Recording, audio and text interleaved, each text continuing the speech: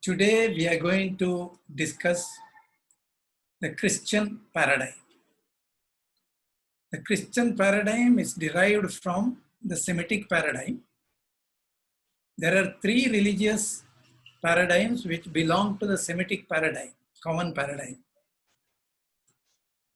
In the last session, we had discussed the Semitic paradigm and also partly the Islamic paradigm. And then we went on to study the impact of that paradigm on history. History in the world over and history in India. And then we also traced it, how it is affecting our current day politics in the country. How it is trying to modify and control, take control of the situation in the country. Now, today we will look at another paradigm, Christian paradigm, which has a history of something like 2000 years apart from its Semitic origin. When I say Semitic origin, the origin is with the Old Testament, that is the Jewish religion. So Christianity is an offshoot from the Jewish religion because Jesus was a Jew, he was born as a Jew, and the ideas he adopted for his own cult are from the Old Testament. There are some modifications, we'll discuss those modifications today. First, let us look at the Jesus life. Jesus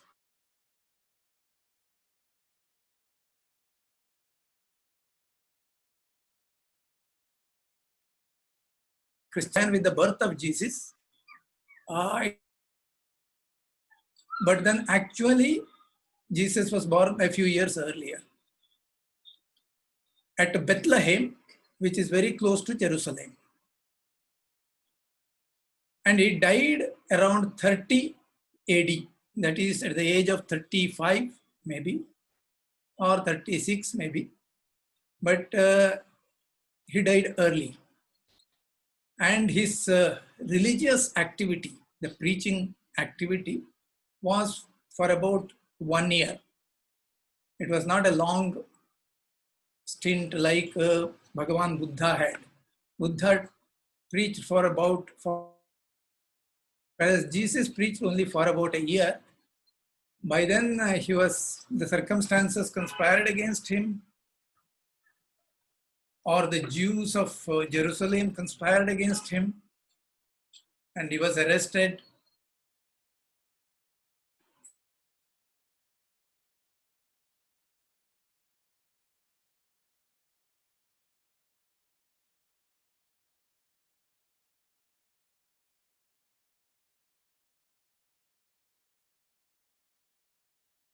Lower, because when Jesus was born, he was born in a manger. Manger means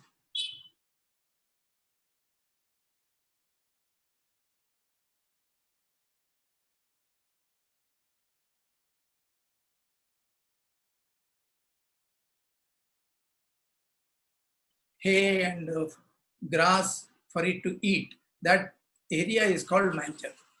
So it was not a proper house, or because he was not a well-to-do family. It was not a well-to-do family. So it was a poor, maybe lower middle class family. Mary was his mother, and his birth is supposed to be a very special birth. It is said that Mary was a virgin when she conceived him. Joseph was his father or his mother's husband, but he had nothing to do with this conception. It is said Mary was virgin and she conceived because of the help given by the Holy Ghost. Holy Ghost is the one of the Trinity in Christianity. Father, that is God, Jehovah. Son, that is Jesus. And the Holy Ghost is the third entity in Christianity. They call them Trinity. It is not a Trinity like Indian Trinity. In the Indian Puranas, we have Trinity, Brahma, Vishnu, Maheshwar, Lakshmi, Ganesh, Saraswati, etc. This Trinity is, there is a hierarchy in that: Father, Son, and Holy Ghost. So Virgin Mary's conception is called Immaculate Conception, a technical word used to say that he was born without his father's help. And they say he was the Son of God. And they claim that Christ, Jesus was the only begotten Son of Jehovah. Jehovah's begotten Son is Jesus. He is the Son of God. There is a lot of controversy about this. And finally, the Christian paradigm settled by saying that he was the begotten Son of Jehovah. And he is made the same stuff as God. In the sense, he is divine. All the three are divine. Father, Son, and Holy Ghost are divine. And Jesus was divine. But the creation is not divine in this paradigm. This was so in the Semitic paradigm itself. So it continued with the Christian paradigm. Very little is known about his childhood, but he was baptized by John the Baptist. Baptism means initiation. They'll pour water on his head and initiate for penance. Today, baptism in Christianity would mean conversion into Christianity, but this is prior to the birth of Christianity as a religion. So that time also baptism existed, but that baptism was for penance and repentance to wash away your sin. In a way, today's baptism is borrowed from that. If you join and become a Christian, you are eligible for penance and repentance, but more than that, your sins will be washed away by Jesus. Jesus died in the cross. He was crucified. And Christianity believes that, or Christians believe that he died in the cross.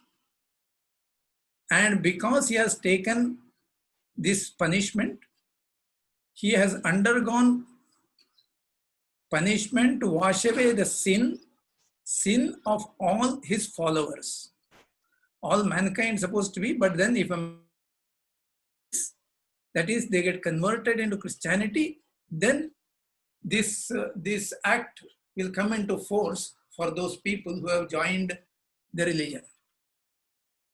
So John the Baptist initiated him for penance, and that may be at the age of 30 plus. So in between, we do not know much about him, except that he was born to Mary.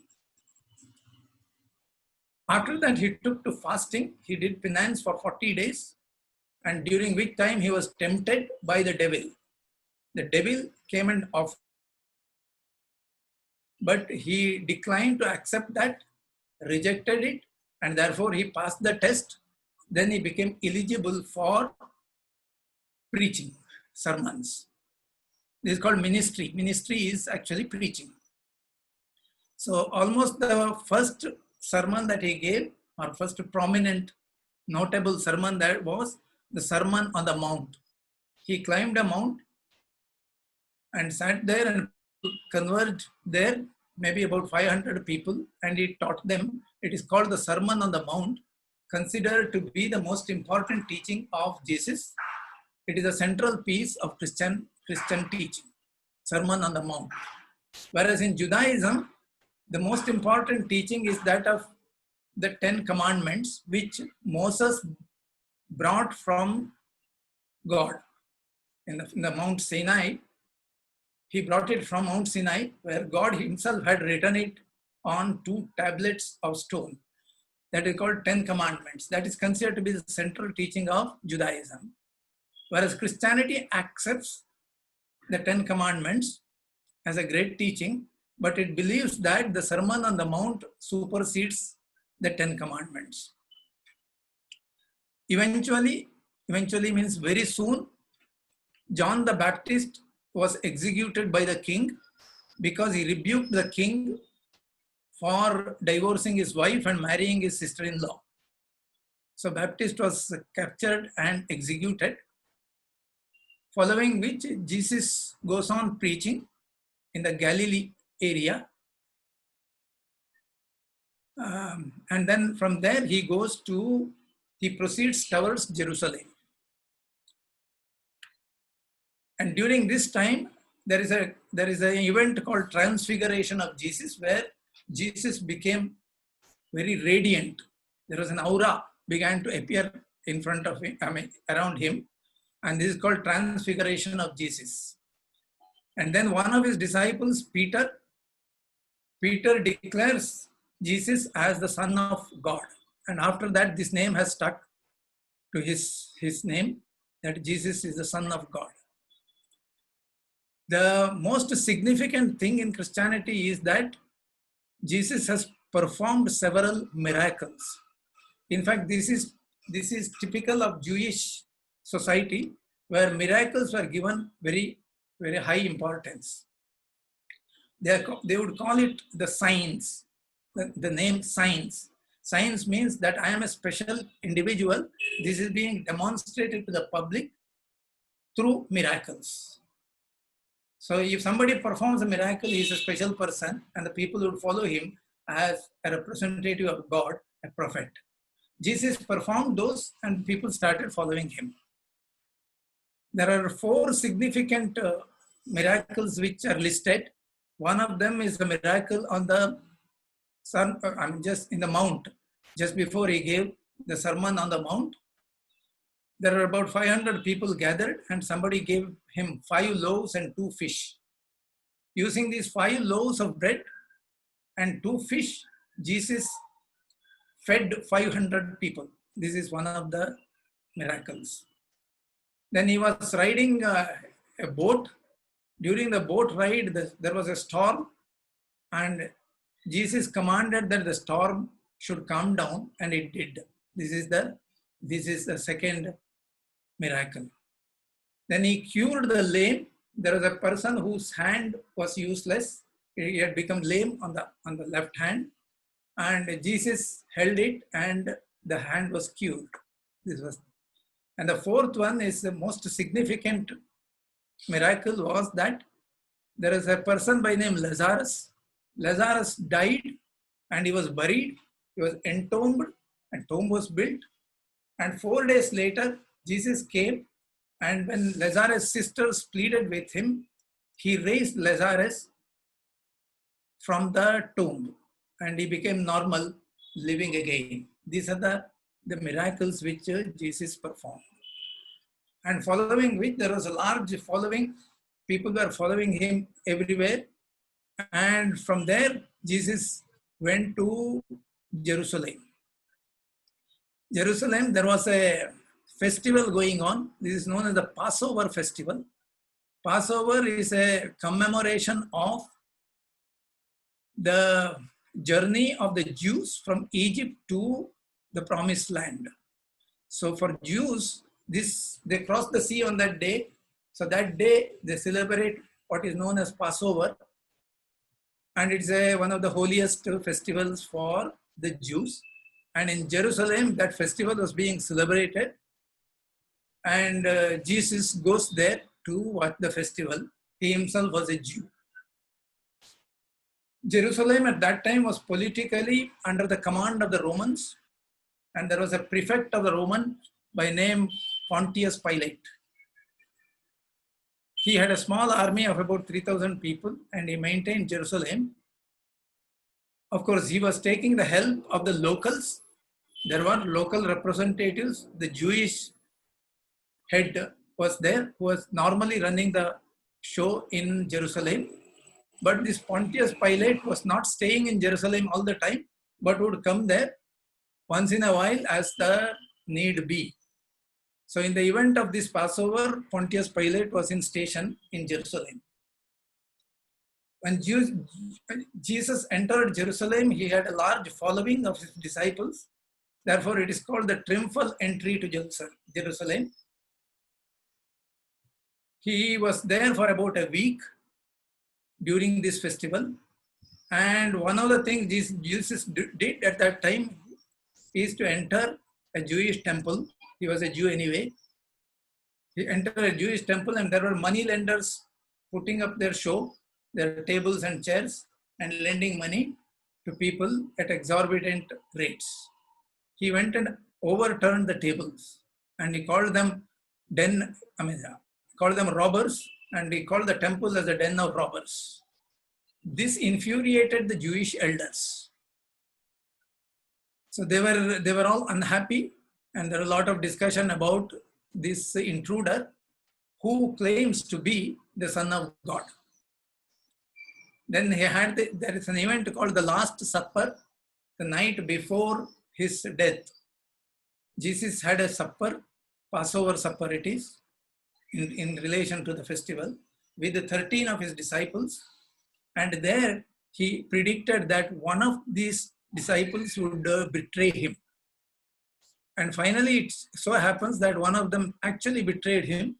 His name is Judas. Judas identified Jesus for the elders when they came to arrest him. Later, he regretted it and he committed suicide. So the Jewish elders surrounded Jesus and asked them, "Are you the Son of God?" Jesus replied, "It is as you say."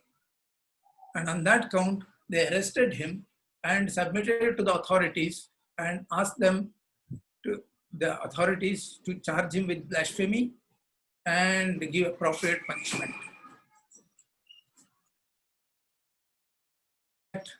The Roman prefect, Pontius Pilate, was not very happy with this act of the Jewish leaders. He felt that Jesus himself was not guilty. He wanted to leave him, but the elders did not let him leave. So there was a provision that one prisoner can be on account of the Passover festival. So Pontius Pilate wanted to release Jesus on account of taking advantage of this facility. But the elders did not accept, and they said instead a robber, his name is Barabbas, was released. Jesus was not released and he was crucified. Crucifixion is a very, very cruel act. One has to carry the cross. Cross is a heavy cross of wood, very heavy, which has to be stuck on the ground, and then one has to be crucified. It's a large cross. And the culprit or the convict has to carry this cross on his shoulders to the mount where this act is performed. That mount is known as Calvary. So Jesus was crucified. He died on the cross. The body was removed and buried. There was a tomb was built. He stayed there for 3 days. And on the third day, when his sister came and saw, Jesus' body was not found. And then somebody told her that, "Do not worry, he has risen from the dead." Then Jesus appeared in his original body in front of his disciples, and this is known as a resurrection. This is 3 days after he was buried. And then he appeared before them for the next 40 days off and on. Then after 40 days, he finally ascended to the heaven. This is the story of Jesus. And after resurrection, he appeared before his disciples. And it is at that time he said that he is founding the church. He identified Peter. Peter means rock. It implies rock. He said, "Upon this rock, I am going to build my church." And the church is said to be the mystical body of Jesus. So Peter was the foundation upon whom he had built his church. Now we'll go to the paradigm. As we have already mentioned, the Christian paradigm is an offshoot from the Semitic paradigm. The Semitic paradigm has three religions, and all of them are creedal religions, that is, they are faith systems centered around one true God, one chosen prophet, and one holy book. When I say one, it is not one actually, it is a compendium of books. In the case of Bible, in the case of Old Bible, there are 24 books. In the case of the New Bible, these 24 books are taken together as Old Testament, and in addition to that, there is a New Testament which contains the Gospels and several other books. Gospel means the diary written by the disciples of Jesus. There are 4 disciples who said to have written the diaries of the happenings, of the events in the life of Jesus during that 1 year period when he was teaching and he was preaching. All the 4 accounts are not uniformly the same. There are differences and there are doubts whether they were written at the same time period.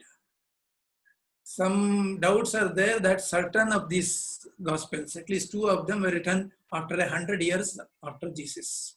But taken together, these 4 books are known as Gospels. It is the 4 disciples. Their names are John, Mark, Luke, and Matthew. These are the 4 disciples who have written. All the 3 Semitic religions share the same worldview.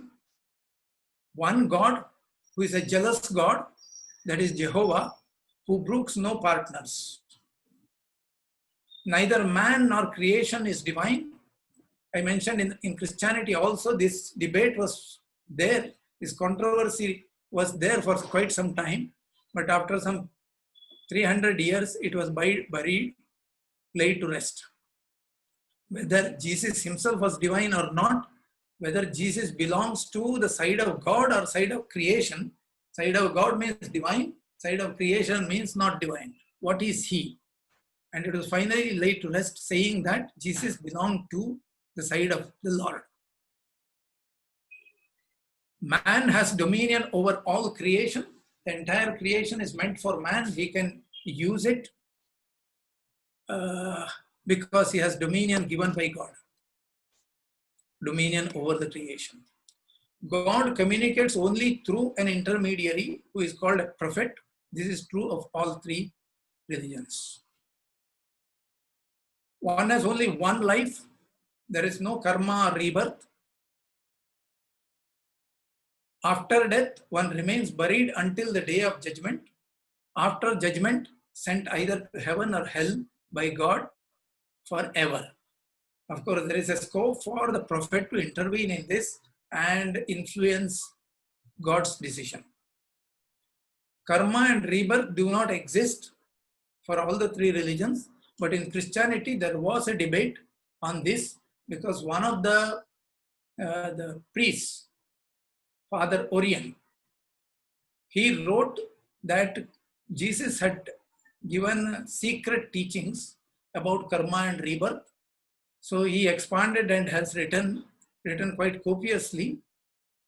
But eventually, Christian religion, the church, rejected Orion's thesis and called it anathema. Anathema means something that is not to be touched, and rejected these suggestions. Each is an exclusive and self-righteous creed that this is the only way and this is the most superior way. Only way, and we are superior to all other religions. It is self-righteous creed based on the teaching of its own prophet. Proselytism, since this is the only way, since it is also the right way, it is quite right in bringing people who are not given this knowledge into this fold. That is the basic belief of all 3 religions. Therefore, conversion to the creed is a holy act. So you may adopt any means to do that. So all religions, all these three religions accept this, that any means to convert is valid. But Jewish people, at least now, they are not doing this aggressively, but there is a reconversion process of a Jew back to Judaism. For example, there are several Jews who spread across the world, in Europe, in India, in the rest of the world, who return to Israel. When they return to Israel, they get reconverted back to Judaism itself. That kind of activities are there in Judaism, but it is not aggressive, whereas both Christianity and Islam take up aggressive stand on proselytism. Conversion by any means is fine. In fact, Islam is more aggressive than Christianity. But when the times were good, Christianity was equal and ferocious on this count. The 10 Commandments is valid for Christianity, though in Islam it is not discussed much. Islam, all other prophets are accepted as prophets by some kind of a left-handed compliment. The primary and the only prophet that you need to address or need to accept is Prophet Muhammad in Islam. But in Christianity, Old Testament is valid and 10 commandments are valid. And the first 3 commandments is that about the jealous God and who brooks no partners, not even in the form of images or idols. Idolatry is a hated term in Christianity, and all through the 2000 years of their history, they have maintained this. The other 10 commandments, other 6 commandments out of the 10 are related to community life. I stress on this aspect that these are good values, but are meant for community life only. They are not meant for, or they are not inspired by a spiritual activity or yoga. Whereas when you come to Indian paradigm, you will see that there are several qualities described, but primarily they are focused around self-development, spiritual quest, etc. But incidentally, they will reflect as social values as well.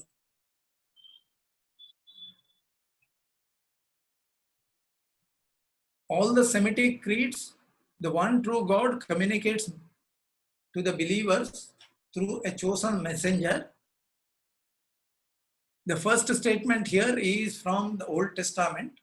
The second statement is from the New Testament. The New Testament says, no one knows the Son except the Father except the Son, and anyone to whom the Son chooses to reveal him. So unless you go to Jesus, you will not be able to see God. So the path is defined. The Sermon on the Mount, which is the central teaching of Jesus, are listed here. Blessed are the poor in spirit, for theirs is the kingdom of heaven. I'm not sure I understand what it means. Second, blessed are those who mourn, for they shall be comforted.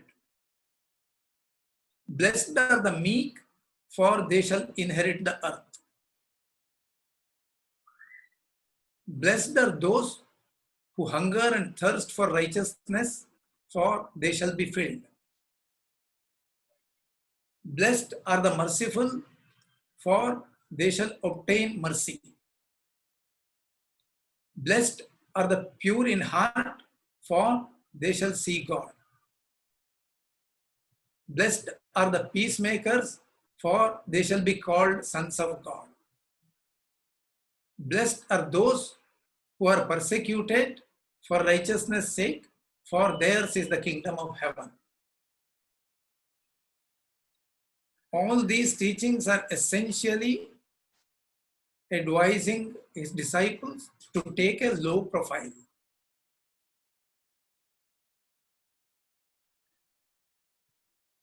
And then on the ninth advice sermon, you have heard that it was said, an eye for an eye and a tooth for a tooth. But I say to you, do not resist the one who is evil. See, this eye for an eye and a tooth for a tooth is a Jewish teaching. Now, Jesus says that you can leave it aside, and he advises something else.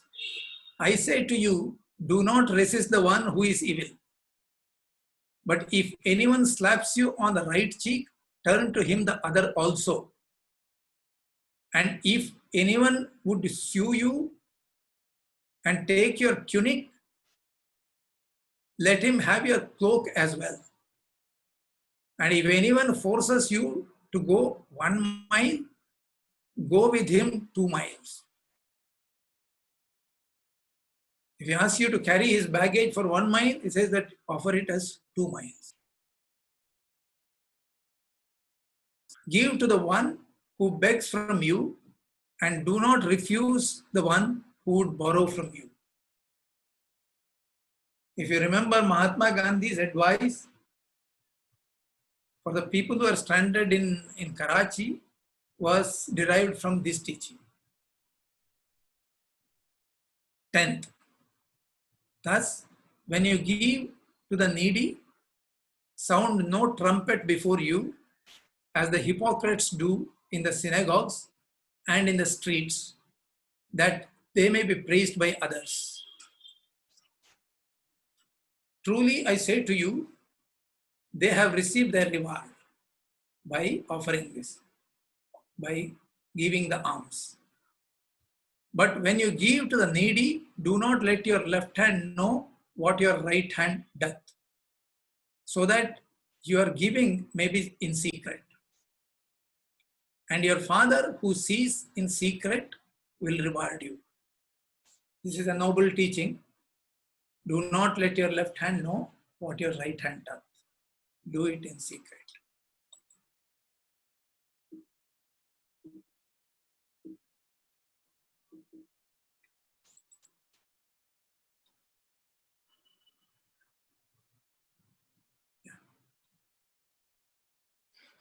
Yeah. Then, after the crucifixion and resurrection, Jesus appeared to the 11 disciples near Galilee. Galilee is the place where he started preaching. And he said to them, go into all the world and proclaim the gospel to the whole creation. Whoever believes and is baptized will be saved. Whoever does not believe will be condemned.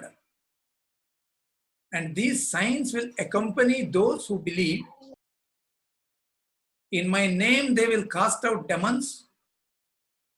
They will speak in new tongues. They will pick up serpents with their hands. And if they drink any deadly poison, it will.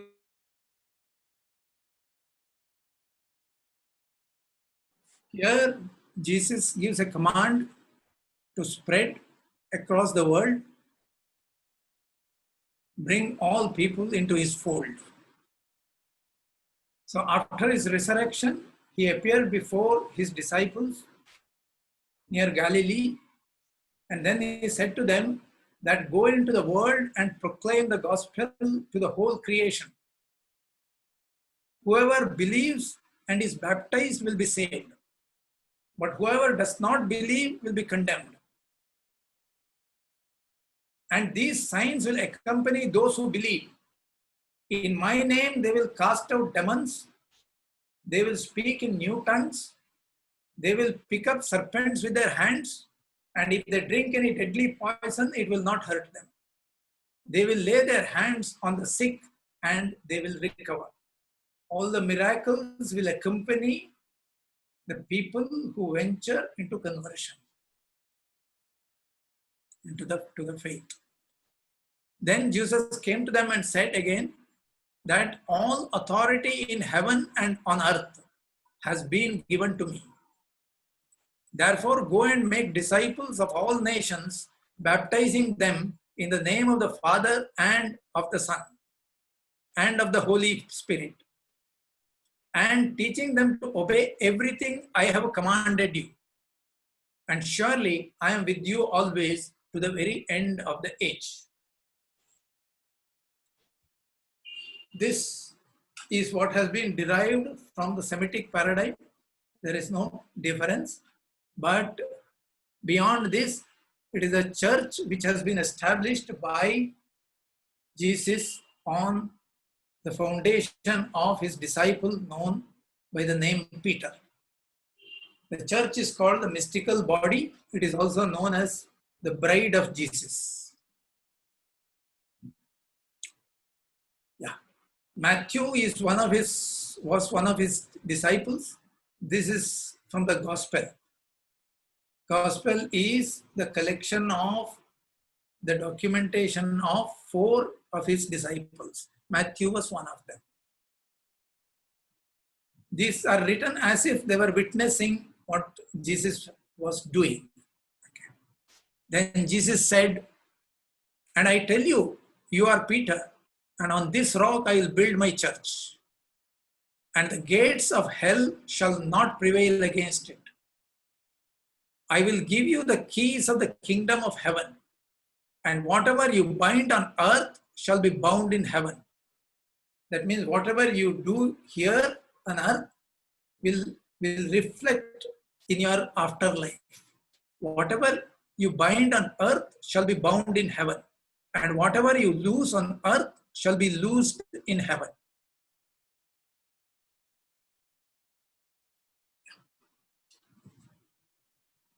The first name was called the Apostles' Creed. Creed means faith. And initially only his disciples were there. They were called apostles.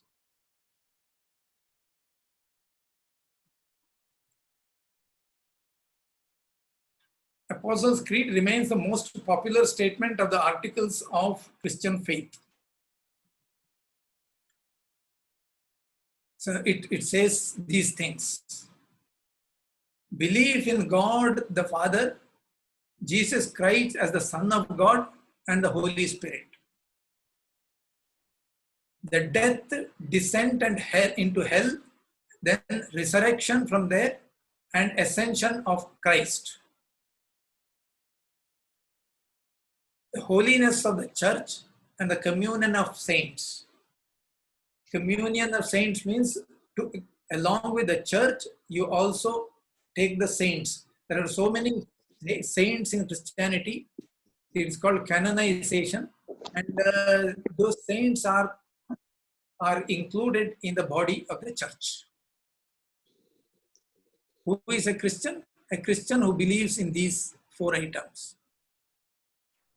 Christ's second coming, the day of the forgiveness of sins, resurrection of the body, and salvation of the faithful.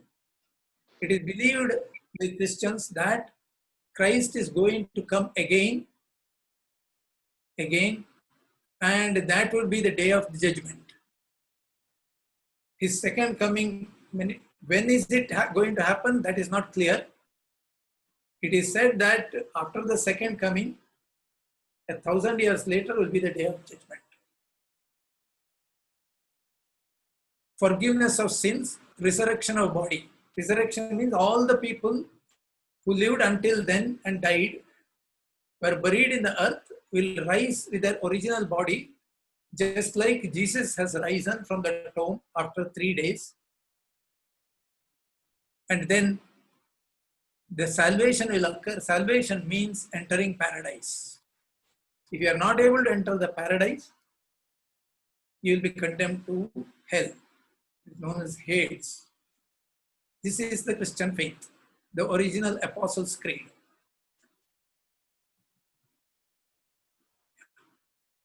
Exclusive and self-righteousness, this belongs to the paradigm itself. In fact, a historian belonging to the 1st century after Christ, Christian era, 1st century,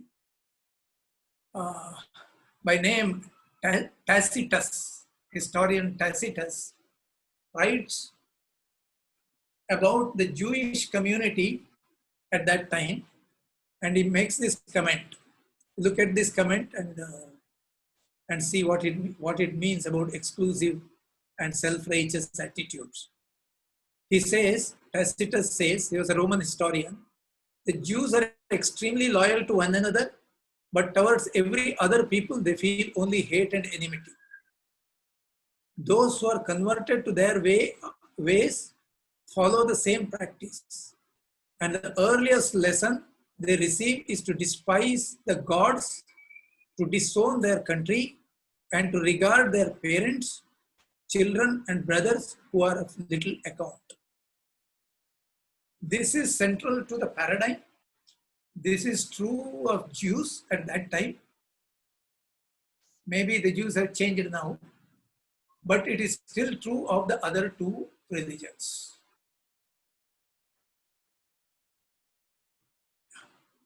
I am the only way. Jesus is emphatic on that. And here are records of John. There are 3 different records where he says, where Jesus says, as recorded by John, the Father loves the Son and has given all things into his hand. That means all authority, all power. Whoever believes the Son has eternal life. And whoever does not obey the Son shall not see life, but the wrath of God remains on him. And again, truly, truly I say to you, whoever hears my word and believes him who sent me has eternal life. He does not come into judgment, but has passed from death to life. He's saying that he will go to the paradise. He will not come under judgment in the sense he will not be sentenced to eternal condemnation. Then Jesus answered, I am the way and the truth and the life. No one comes to the Father except through me. If you really know me, you will know my Father as well. From now on, you do know him, that is my Father, and have seen him because you are with me.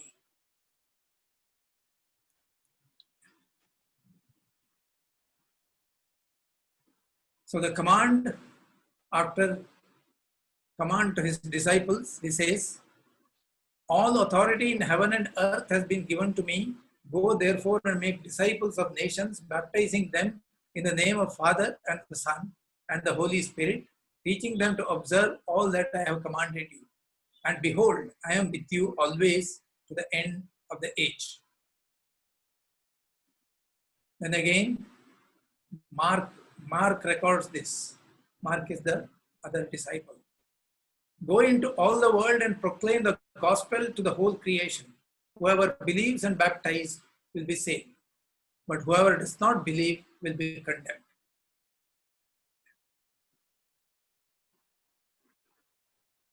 And see what Jesus tells his disciples. Do not think that I have come to bring peace on the earth. I have not come to bring peace, but a sword. And I have come to set a man against his father, and a daughter against her mother, and a daughter-in-law against her mother-in-law. See, remember what God told the Jews. It is the same statement here Jesus is repeating. And a person's enemies will be those of his own household, because they have not converted. If one person gets converted, then the rest will be his enemies. Whoever loves father or mother more than me is not worthy of me. And whoever loves son or daughter more than me is not worthy of me. And whoever does not take his cross and follow me is not worthy of me. Whoever finds his life will lose it. And whoever loses his life for my sake will find it. Very clear directions to the disciples. Whoever is not with me is against me. And whoever does not gather with me scatters. See, the words which Muhammad repeated, this the same statement Prophet Muhammad also repeated in the Quran. But this is a little softer statement than the Quran. Jesus makes it very clear. I came to cast fire on earth, and would that it were already kindled. I have a baptism to be baptized with, and how great is my distress until it is accomplished. I am eager, I am thirsting for these actions. Do you think that I have come to give peace on earth? No, I tell you, but rather division. For from now on, in one house there will be 5 divided, 3 against 2 and 2 against 3. They will be divided, father against son and son against father, mother against daughter and daughter against mother, mother-in-law against her daughter-in-law and daughter-in-law against mother-in-law. So I have come to bring division. There are 2 controversies in Christian theology. They were laid to rest, of course. There were controversies once upon a time. But both these controversies are a shadow from the spiritual paradigm. On a few occasions, Jesus' speech implied reincarnation. There are not a great theory in the form of a thesis presented, but his statement can be interpreted that he is hinting at reincarnation. Traditional biblical viewpoint is that man dies only once, but the great theologian, Father Origen, around 200 AD, 200, 220, that is the time period when he wrote these things, wrote on karma and reincarnation. The doctrines of eternal existence of soul, that's what he says, eternal existence of soul and reincarnation existed as secret teachings of Jesus until they were declared as heresy by the church in 553 AD at the Second Council of Constantinople. For about 300 years, these controversies remained in the church, within the precincts of the church. The second controversy is about the nature of Jesus. Father Arius and Bishop Athanasius of Alexandria, around the concept of Trinity, Father, Son, and Holy Spirit, and whether Jesus was of the same substance as God or not, whether he was divine or not, was resolved in the Bishops' Council, resulting in the Nicene Creed in 325 AD. This Nicene Creed, this meeting at Nicaea, was conferred, it was a meeting of the bishops, it was conferred by Emperor Constantine of Rome. And there it was discussed and resolved. This had implications on the reincarnation theory, which was finally laid to rest in 553 AD. These are theological questions, but I thought it is necessary to look at these things, because what is the opinion of the church on these 2 matters which belong to some other paradigm, that becomes clear.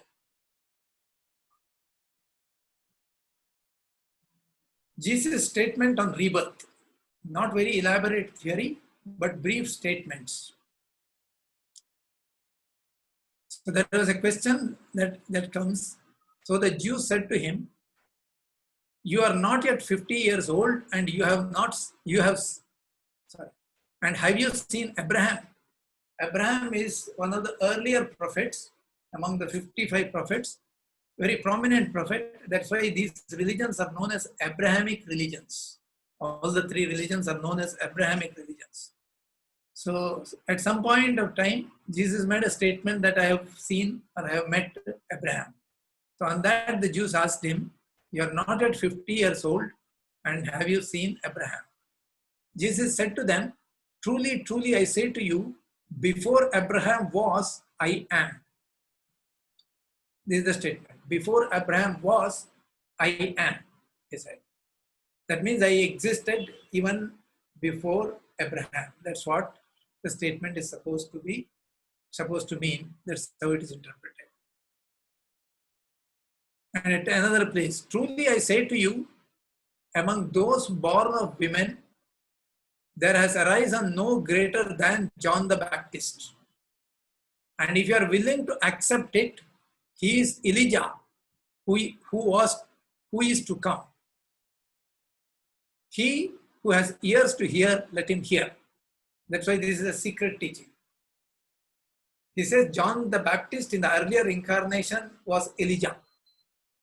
And there was a prophetic statement that Elijah will come again.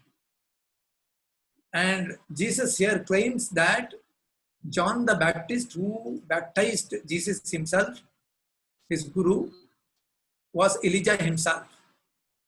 He who has ears to hear, let him hear, he says.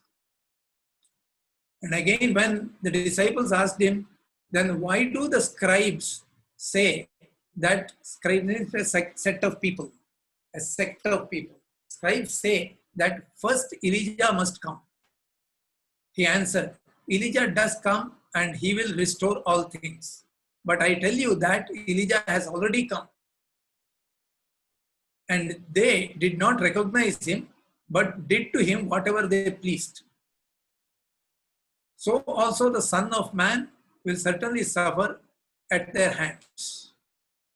Whether he's talking about they did whatever they pleased. That is, he was actually executed.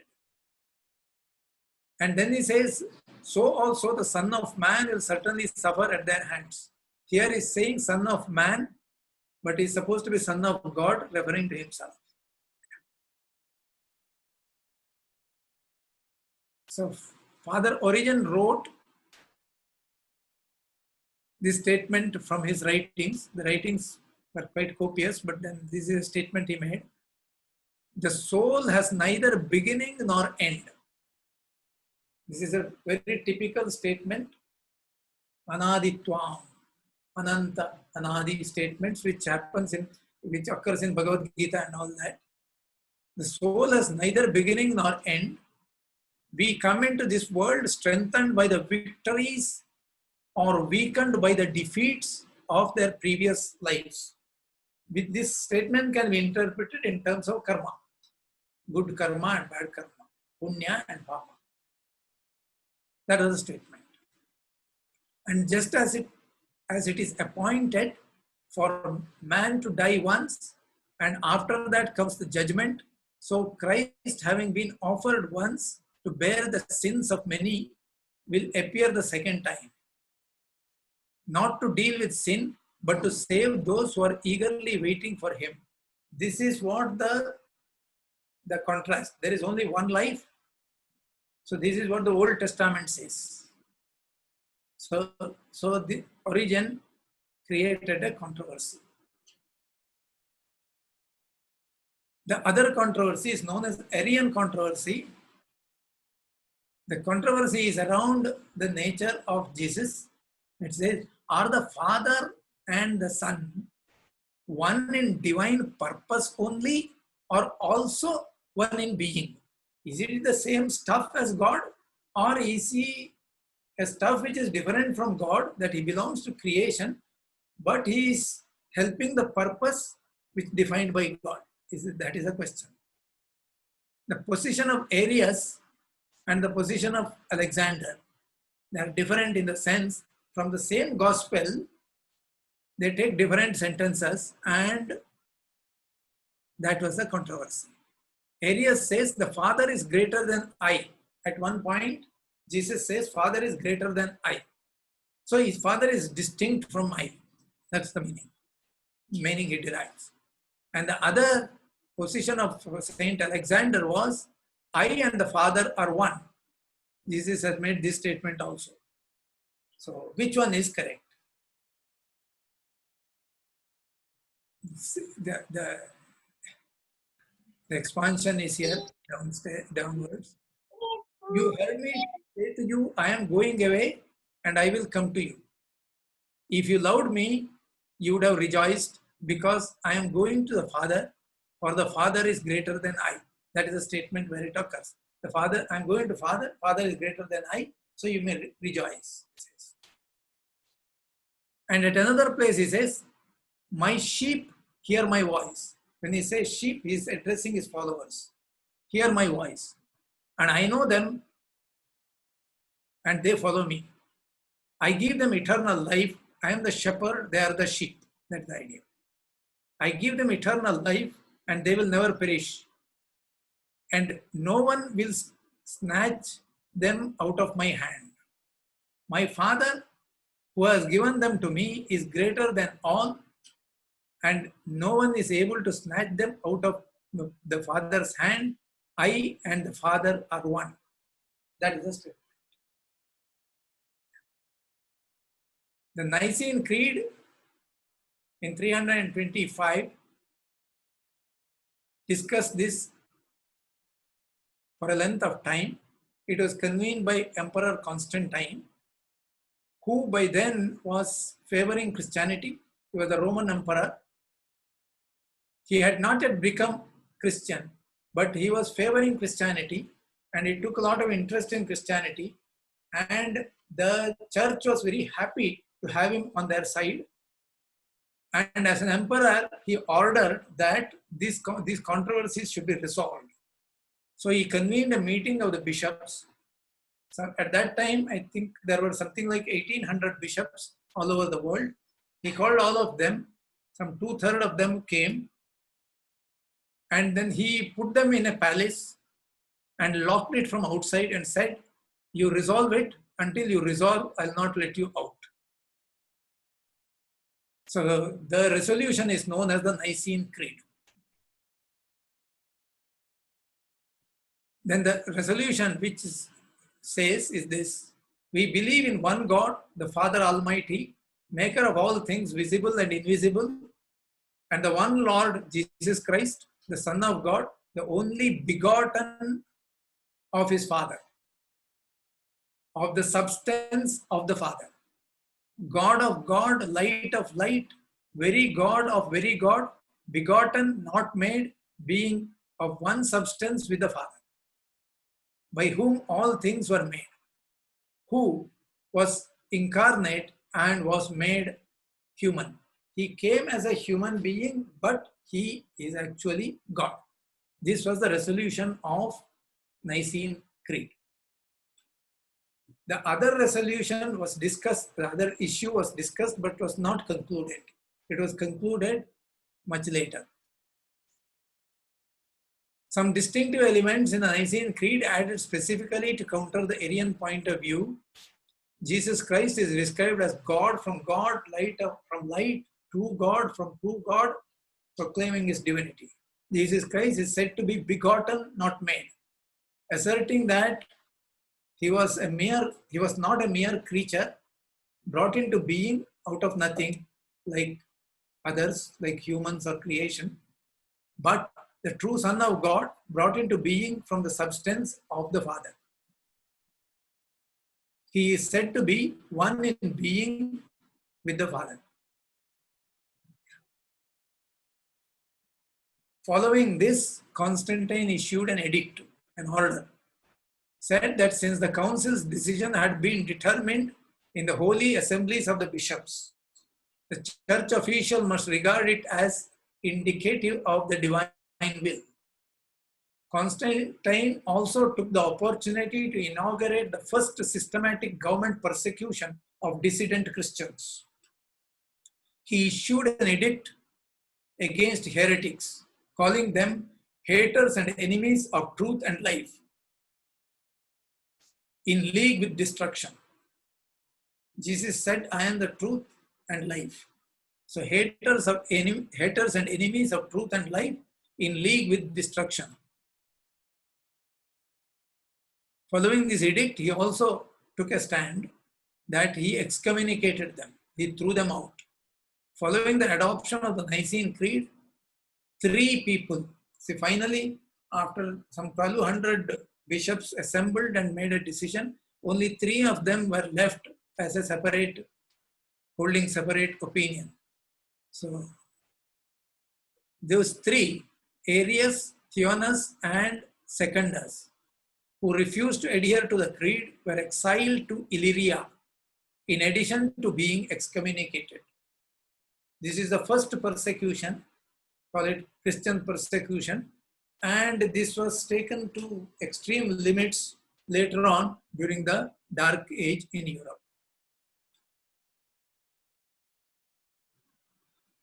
Even though Constantine had begun his reign with an edict of religious toleration, see, he was a Roman king, he was a pagan in the terminology of the Christian religion. He was a pagan, he was a sun worshipper, a solar sun worshipper. So Romans were doing that, but Constantine developed soft corner for Christians who were there in his empire for almost 2 centuries. But initially Christians were persecuted by the Romans, but after the time of Constantine, they changed their approach, because Constantine issued an edict of treating Christianity with tolerance. Though Constantine had begun his reign with an edict of religious toleration, he now forbade the heretics to assemble in any public or private place, including private homes, and ordered that they be deprived of every gathering point for superstitious meetings, including all the houses of prayer. These were to be given to the Orthodox Church. So the heretics are denied even places for assembling. See, he issued a religious toleration edict towards Christianity because the Romans were actually persecuting Christians. Now, Constantine said that you should tolerate, and subsequently Constantine took the side of Christians and started persecuting those who disagreed with him. Their heretical teachers were forced to flee, and many of their students were coerced back into the Orthodox fold. The emperor also ordered a search for their books, which were to be confiscated and destroyed. Hiding the works of Arius carried a severe penalty, the death sentence. Nicaea nevertheless marked the beginning of the end of the concepts of both pre-existence, reincarnation, and salvation through the union with God in Christian doctrine. It took another 200 years for the ideas to be expunged finally. So this is a comment by a historian. The creed is much more than affirmation of Jesus' divinity. It is also an affirmation of that is the rest of the creation, separation from God and Christ. It takes great pains to describe Jesus as God in order to deny that he is part of God's creation. He is begotten, not made, therefore totally separate from us, the created beings. As scholar George Leonard Prestige writes, the Nicene Creed's description of Jesus tells us that the Son of God bears no resemblance to the creatures. Jesus is distinct and divine. In 553, that is 200 years after the Nicene Creed, 225 years, Byzantine Emperor Justinian. Byzantine Emperor is a Roman emperor only, but shifted to Constantinople. And Justinian convoked a fifth General Council of the Church, which is also known as the Second Council of Constantinople. This council produced 14 new anathemas against the authors of the 3 chapters, that is, I think, Arius, And the 11th anathema included Origen's name in a list of heretics. The first anathema reads, if anyone asserts the fabulous pre-existence of souls and shall assert the monstrous restoration which follows from it, let him be anathema.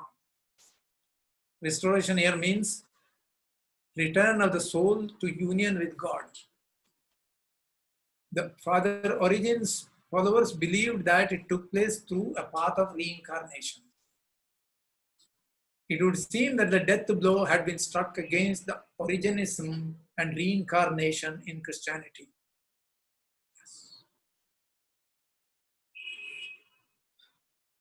So Father Origen is listed as a heretic.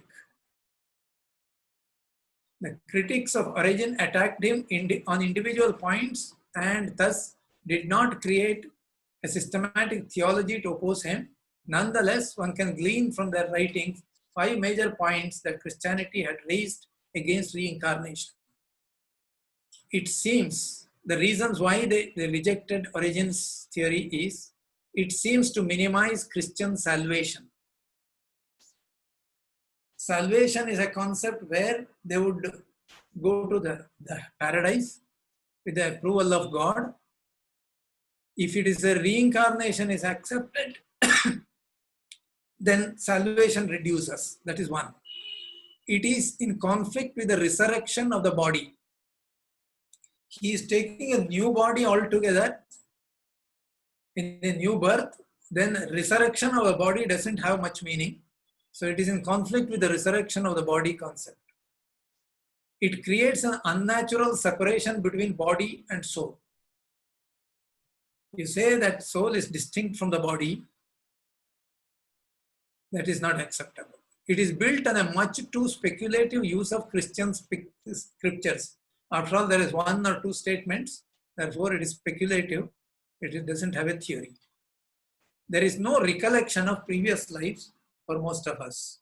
So these are the reasons why Origenism is considered to be an anathema, and the church finally buried it in 553 by a democratic vote. So the theological frame of Christianity is now reduced, is now firmed up and clear. Loyalty to one God who is distinct and separate from the creation and man. Man has dominion over the entire creation. Mankind inherits original sin of Adam. By dying on the cross, Jesus has atoned for the sin of his followers. This is probably the most important addition to the Semitic paradigm. Jesus has died in the cross and he has taken the sins, he has atoned for the sins of all his followers. Otherwise, every man who is born on this earth, who is a descendant of Adam and Eve, inherits the original sin. He is born with that sin. Now, Jesus has atoned for the sin of his followers. Whoever follows Jesus, his sin is wiped out. And what they give as prasadam in the church, the piece of bread and wine. The bread signifies the flesh of Jesus and the wine signifies the blood. Salvation is open only to the followers of one God, Jesus Christ, and the church. The mission to proselytize is an exclusive mandate to the Christians. This is the theological frame of Christianity, which emerged around 553 AD clearly, and the Christian dogma is derived from that. Let me present this dogma. The word of Jehovah, that is God, the Old and New Testaments are the words of God. In the Old Testament, spoke to his chosen people, the Jews, through the mouth of many prophets. In the New Testament, the Lord spoke to all mankind and for all time to come through the mouth of his only Son and apostles chosen by the Son. Notice the parallels. He spoke to all mankind for all time to come. It is the same statement which Prophet Muhammad also said about himself. He has chosen all mankind is given to me, and I am the final prophet. Here, Jesus also says that he is the final prophet. These writings are thus verbally inspired in all parts and therefore wholly without error. They are complete in themselves because it is uttered by the Son of God. They are sufficient in themselves as the infallible rule of faith and practice of all human beings. That means you cannot alter that. Innovation is an error, said Prophet Muhammad. Here also it is the same stand.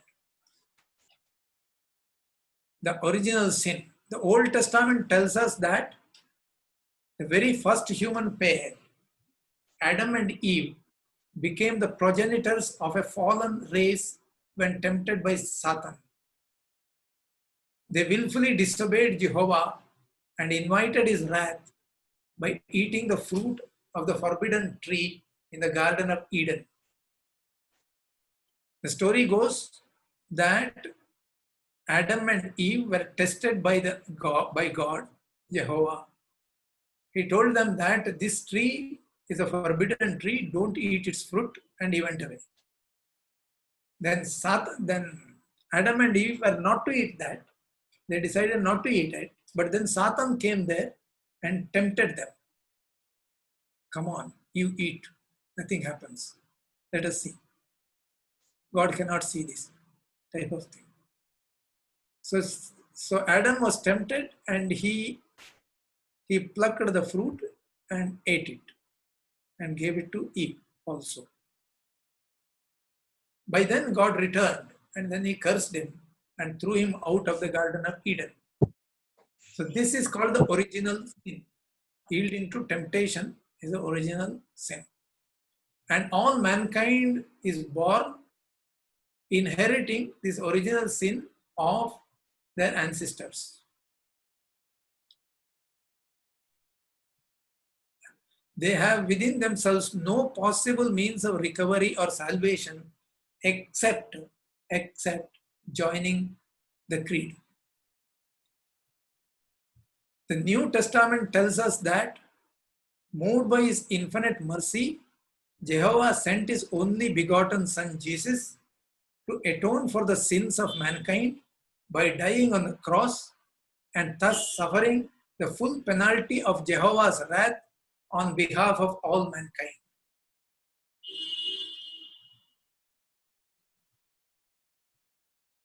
On the third day after his crucifixion, Jesus rose from the dead in the same body in which he had suffered and died.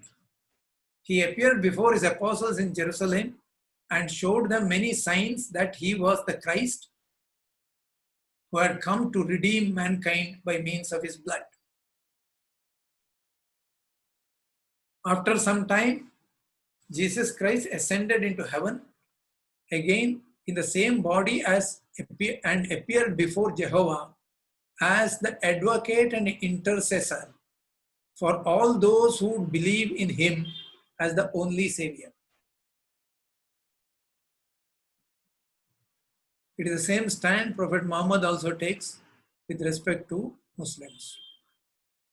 Salvation has been the free gift of Jehovah to all human beings, but received only by those who have personal faith in Jesus Christ as the only Savior and who believes in his birth, death, resurrection, and ascension as happenings in history. To believe in Jesus and also his birth, that is immaculate birth, and death upon the cross, resurrection, and ascension. Apart from faith in Jesus Christ, there is no salvation. However meritorious a human being may be otherwise. The church, or what is a church? Church is all those who believe in Jesus Christ as the only Savior constitute the church, the mystical body and the bride of Christ. For worship, prayer, fellowship, united testimony to the only true faith, teaching, evangelization, and conversion of all unbelievers. That is church. The mandate given to the church and the followers of church is Jesus Christ has bequeathed to his church all believers as its inheritance. All unbelievers as its inheritance, and all parts of the earth as its possession. All unbelievers are given as inheritance. You need to convert them into the faith. And all parts of the earth as its possession. He has already given it. You have to go and occupy it. At the same time, he has forfeited the life, liberty, honor, and property of all unbelievers in favor of the faithful. Life, liberty, honor, and property of all unbelievers has already been forfeited in favor of the faithful. It is the same stand in Islam. The mission.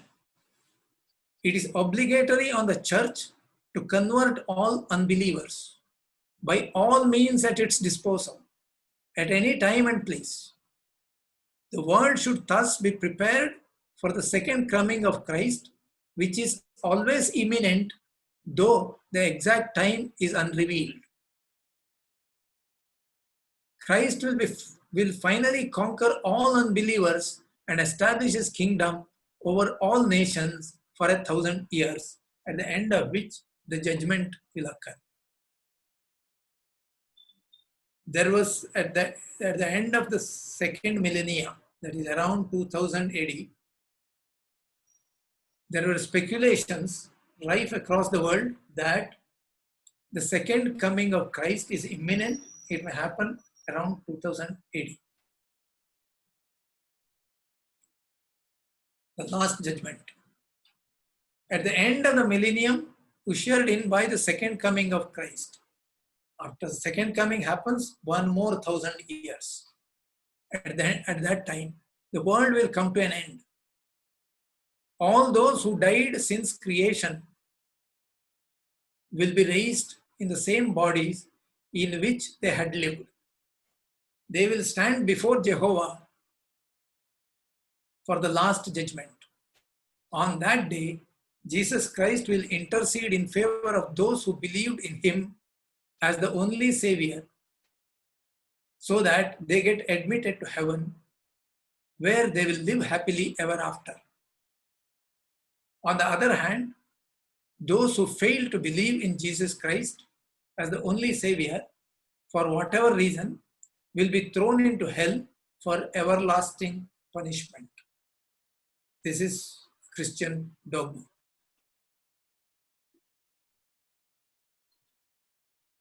Any method for conversion is okay. So here is a statement. Use of force is prescribed by the last book of the New Testament. That last book is called Revelation. There are several books. Revelation. It says, heathens are to be broken as the potter breaks the vessels. This is summed up by the eminent sociologist Peter Sorokin in the following words. This is what Sorokin says.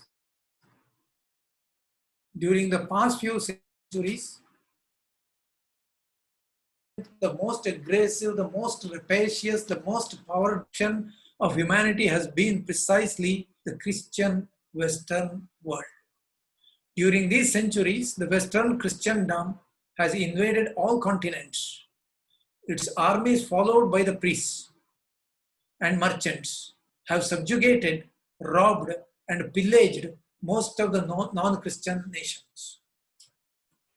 Native American, Australian, the Asiatic populations have been subjected to this peculiar brand of Christian love, which has generally manifested itself in pitiless extermination, enslavement, coercion, destruction of the cultural values, institutions, way of life of the victims, and the spread of alcoholism, venereal diseases, commercial cynicism, and the like.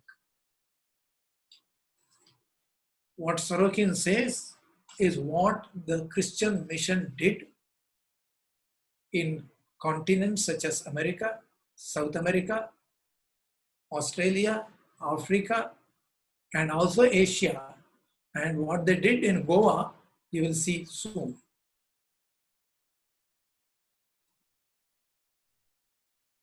So the papal dogma. Papal dogma means the church developed into a papacy in the control of the Pope, who is to control nations, political leaders, and vast lands, and became very powerful when the Roman Empire collapsed. So the Pope had his own authority. He gave himself the authority. That is known as the papal dogma. The Pope has the right, divinely granted, to punish offenses against natural law, which is written in the heart of all men. Among such offenses, idolatry, which is repugnant to natural consciousness, natural conscience, is included. Idolatry is an offense. The Pope may issue orders to non-Christian rulers to admit the preachers of the gospel into their countries. If they don't, he can wage war. But in this matter, there was no reciprocity, since they are in error and we are in the way of truth. Pope sends somebody, they have to be accepted. Can I send some preachers in the reverse direction? No. The Pope is the protector of Christians everywhere, without limitation of time. He may therefore take any steps that may prove to be necessary for the protection of Christians anywhere in the world. If no Christian rulers oppress their Christian subjects, if non-Christian rulers oppress their Christian subjects, the Pope has the right to deprive them of rule and authority, or rather to declare publicly the forfeiture of rights which has followed automatically on their misconduct. The Pope is entitled to conquer and subdue infidel countries, which have always been so.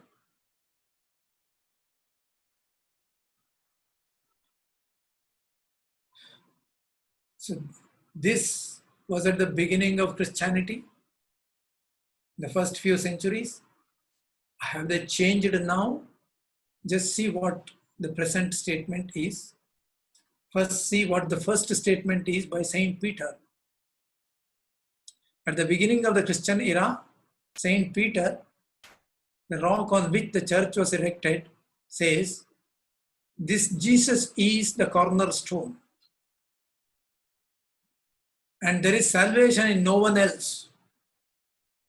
For there is no other name under heaven given among men by which we must be saved."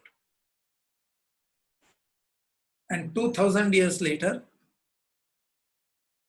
1995 years later, at the end of the 20th century, the position of the church remained the same.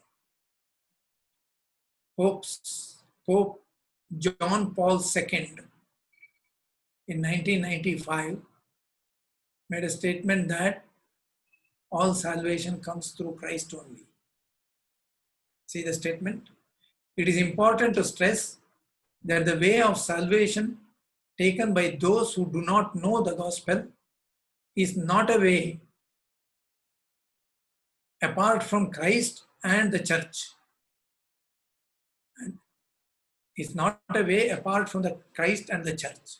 Outside the church, there is no salvation. And the truth is this: God is one. One is also the mediator between God and men. That man is Jesus Christ, who gave himself as a ransom for all.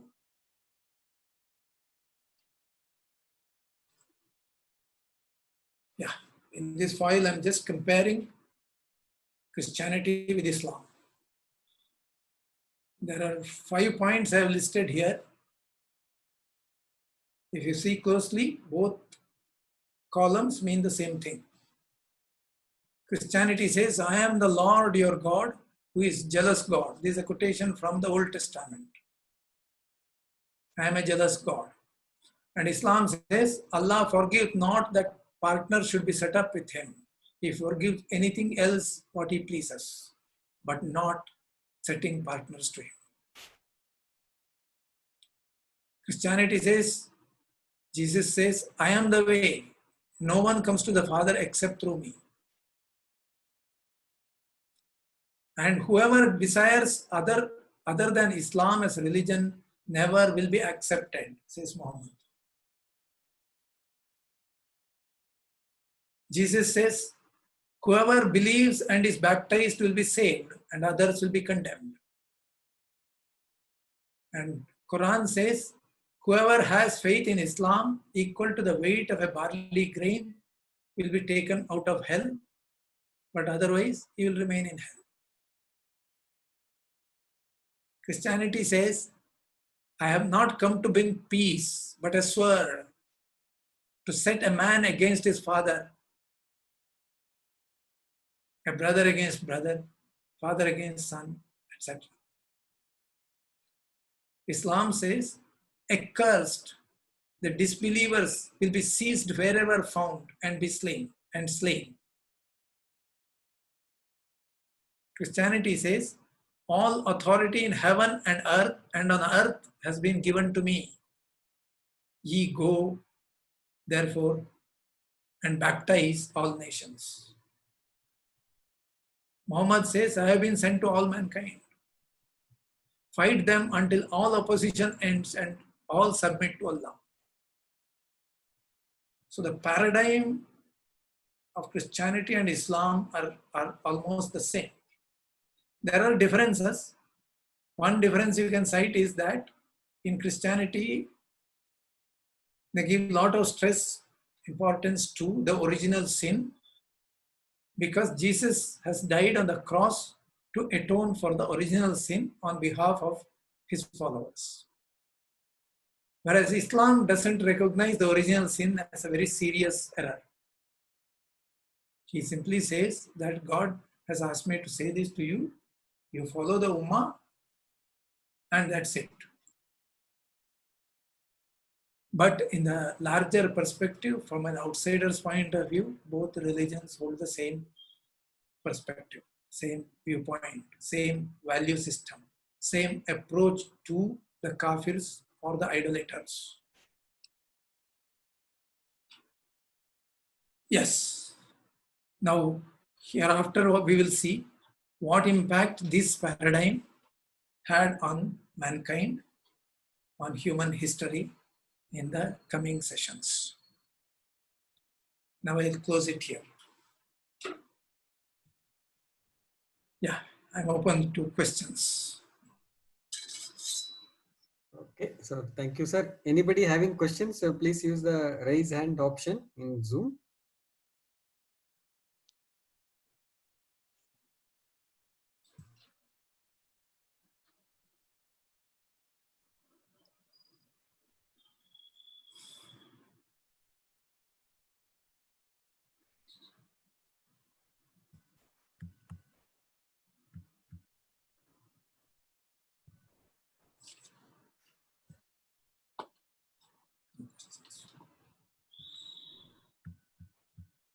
No questions today, sir.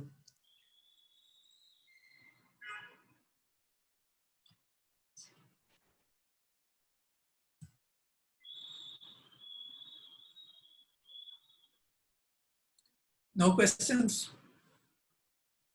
There is one question from Ravish. Yes, Ravish, please. Namaste, sir. I want to understand uh, what is this difference between this Catholic and Protestant theory? Um, is that like a CPI and a CPM sort of a differentiation, or is it something else? Yeah. Essentially, in the paradigm, there is no difference. But Protest started it somewhere in 1517 or so, when a Christian priest from within the religion revolted, saying that there is too much of corruption, and he has listed a number of complaints against the church, against papacy, and revolted. Some 28 complaints or so he has listed, and stuck it on the door of a church, and raised the flag of revolt. Eventually, Protestantism meant that they did not question the religion as such, but they questioned the intervention of the Pope as a middleman between the devotee and the Lord. So they protested against that. So they wanted to get out of the grip of papacy. That is the difference. They had a reasonably good following, but because by then, at the end of the Dark Age, people were so fed up with the papacy, so they had substantial following. Today, both of them operate with the same paradigm in their mind. Okay, right. Okay.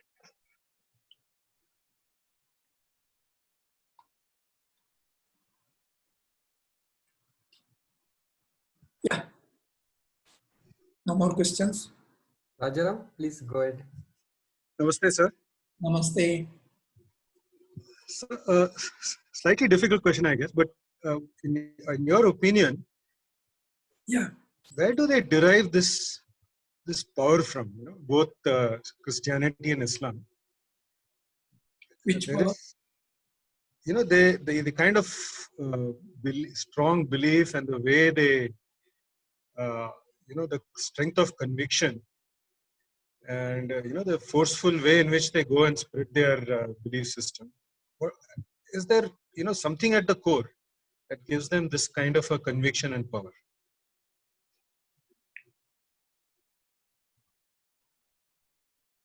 I don't know an answer. But it has been seen in human history that people who have been believing, see, people always want to believe. It is very natural for somebody to believe on something which is higher. So if you don't have an alternative, you keep believing the same things. You are born into a paradigm and you accept the paradigm. Very few people question that. See, normally you are born into a paradigm. You are born into a family, and in the family there is a culture. That culture you accept. The culture has a value system also. That value system you adopt without questioning. But as you grow up, maybe you may question, provided you are exposed to other ideas. If you are not exposed, it is very difficult to question that. Because the psychological framework is so powerful that it keeps you under the lid. That is why exposure, you see, people who are worried about losing grip over their followers, they do not want education. Education is something which will expose people for other ideas. So that is very normal. So one more point I think is that this paradigm itself is sort of a reaffirmative paradigm in the sense that okay, you believe, you start with a culture system, and then once you start understanding what all is their paradigm is about, it kind of reaffirms your view, saying that okay, go and convert. That's what the paradigm says, and I will do that in a more aggressive way. No, but the question is whether this faith is, why is it so strong? It is so strong because partly it is human nature to believe, human nature to worship. These things are very normal, nature of beings. So they have inherited this, so they continue with that until an alternative is found.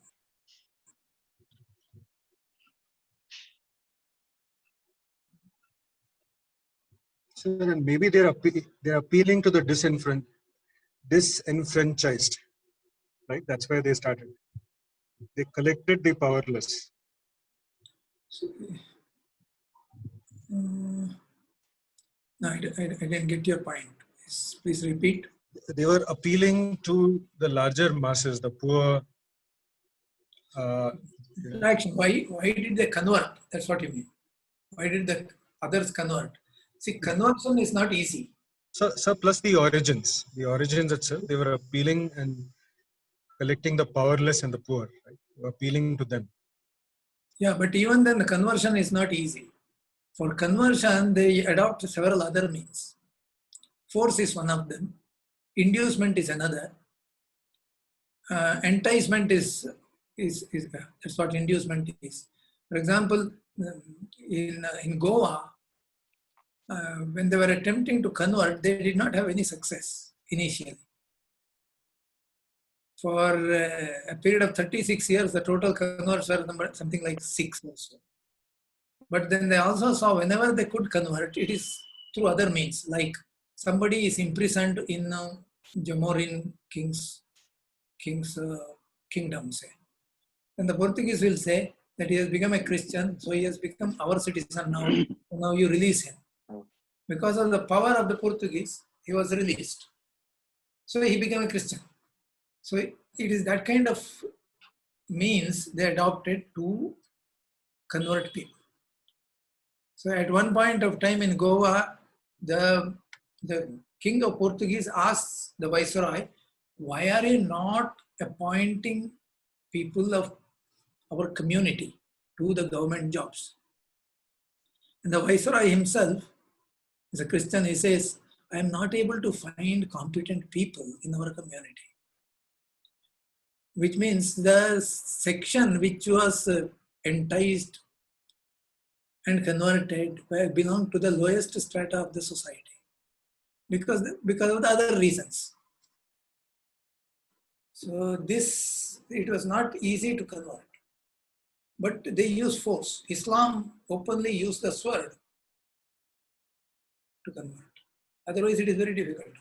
You see that even after 700 years of rule in India, a substantial section resisted that.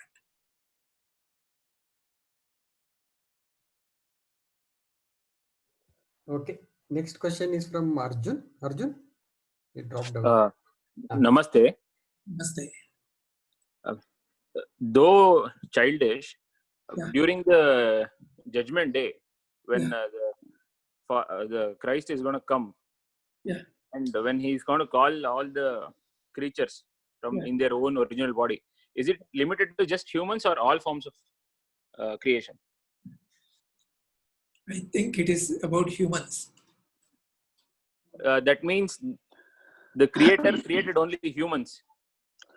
Dominion over the rest of creation. So humans are kept at a higher level than the rest of creation. Okay. Other animals and other things are meant for humans. The paradigm says it is meant for humans. Okay. So next question is by Babu Venkatesh. On the spread of the religion, has it got anything to do with the geography and the technology of war? As the war spread and the empires were built, the religion spread. And where I'm also going is, we were limited by our geography of not being able to go past our northern geographic limitations. Yeah, The first part of the question, whether wars were used to spread religion and did religion ride on the chariot of the warlords? Yes, that is true. You will see in the coming sessions, you will see how the legions of soldiers were accompanied by legions of priests, missionaries. You will also see that how the ulema rode along with the invaders into India. There are people who advise them constantly how to convert and what you need to do, etc. So whether Islam was spread on the strength of the sword, yes, it was. Whether Christianity, yes, it was. Now the second part of the question is India. Indian paradigm itself is different. We have not discussed it. We shall discuss it presently. Indian paradigm doesn't believe in conversion.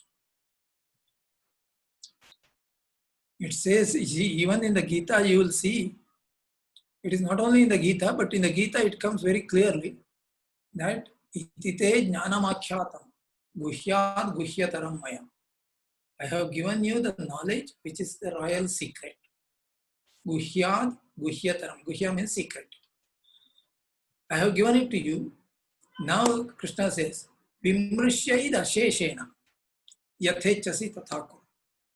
You collect it totally, completely of what I have said, and as a whole, you subject it to critical analysis. Vimarsha means critical analysis. Vimrishyai asheshena yathechasi tathaku. After this. Yeah, just as a very simple question, you mentioned it last time. I've been trying to find out where is it in Gita, which chapter, which verse. Can you help me? Where is this? 18th chapter, 62nd or 63rd verse. I'm sorry, which one? 18th chapter, last chapter. 18th, yeah. 1863. Okay, I'll take a look. Thank you. Yeah. So this is the attitude of Vedanta. Vedanta doesn't go and knock at your door and say that you join this. In fact, it is the other way around. In the Upanishads as well as in Gita, you will find that the knowledge is not given unless the person is ready to take it and seeks it. The very valid question is, why did Krishna give this Gita Jnanam in the war front? Why didn't you tell me yesterday night? We were always together. You didn't tell me last night. Why not? Because you didn't ask me last night. So unless the person is ready to receive, it is not given. You'll find these kind of these things this kind of approach even in the Upanishads. You will see that 6 disciples, 6 students, sought the company of Guru Pippalada and asked him to asked him to give knowledge, Brahmajnana. Then Pippalada says, okay, all these boys are very well read, intelligent, formally educated, coming from good background. So Pippalada says, okay, in that case you stay in the ashrama for 1 year. At the end of that, if you are still here, and if you still have those questions, you ask me, I will answer you. See, it is not that you knock at the door and say that you come to my religion. It is not that. That approach is not there. So India did not spread this kind of thing. India did send people to carry this knowledge outside, but not seeking conversion. People got converted to Buddhism and other things because they were convinced. They had a noble way of life, a noble teaching that is coming from India, so they have accepted it. But nobody complained that it was carried on the chariot of warriors or on the strength of the sword. It was not. That is an outlook. That is the paradigm. That is the difference I'm saying. But if a person who is born here, or his ancestors were from here, generations they have stayed here, but they accept and adopt the other paradigm, say the Semitic paradigm, they change. The first generation, it is very painful for them to change. But the second and the third generation, by then they change because they are born into that paradigm. When you are born into that paradigm, it becomes very easy to accept it. Yeah. So that's the point. Yeah. Thank you.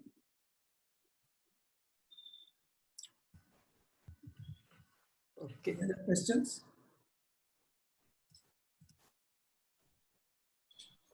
So that's all the questions for today, sir. Yeah. So let us end with Shanti Mantra, sir. Yeah. Om Bhavantu Sukhinah Sarve Santu Nirabhaya Sarve Bhadrani Pashyantu Ma Kaschit Dukha Bhag Bhavet. Om Shanti.